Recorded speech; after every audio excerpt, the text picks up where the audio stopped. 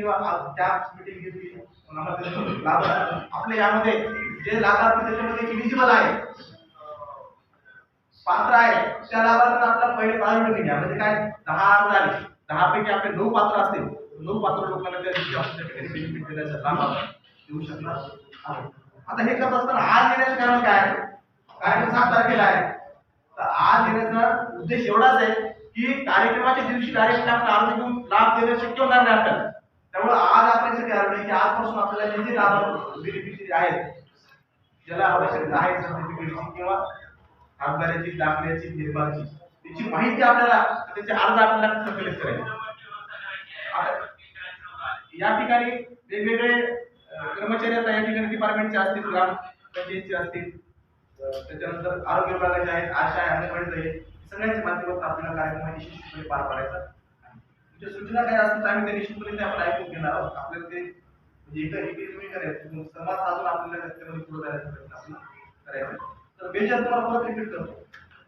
7/1 8 याचं वाटप होईल.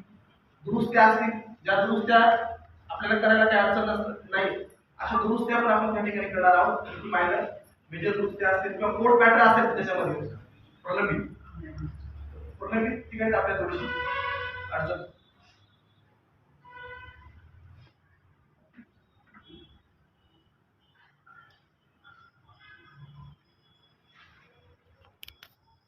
अतिशय चांगलं काम करणारे सावंत यांनी अतिशय खंडाळा गावामध्ये जो सामान्य माणसाचा जो प्रश्न आहे, वेगवेगळ्या कोणाचं तहसीलमध्ये असेल, पंचायत समितीत असेल किंवा एनडीए ऑफिसमध्ये असेल, अतिशय जो सामान्य माणसाचा जो प्रश्न आहे तो अतिशय या ठिकाणी ते आपल्या समोर घेऊन आलेले.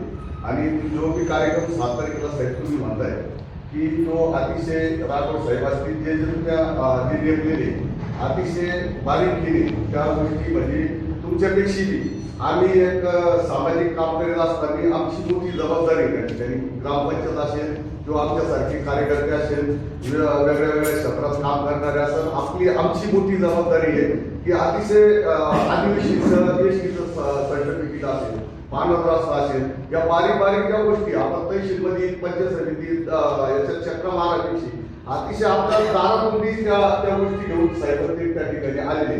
आणि नक्की साहेब जे मानव रस्ते असतील, आता आपण त्याच्यामुळे आपल्याला माहिती की तहसीलमध्ये 30 गर्दी असतील, एटीएम असतील, साहेब तर दोघं त्या ठिकाणी काम करणार म्हणून पहिले आपण कळून आम्ही या ठिकाणी कॅम्प घेतला. कॅम्पच्या दिवशी आम्ही कार्ड इश्यू केले, वाटप केले किंवा नाव कमी केली जाते, वाढीव बातमी आपण ती पण तेव्हा वाढीव घेतली तर त्याला आर्थिक सोबत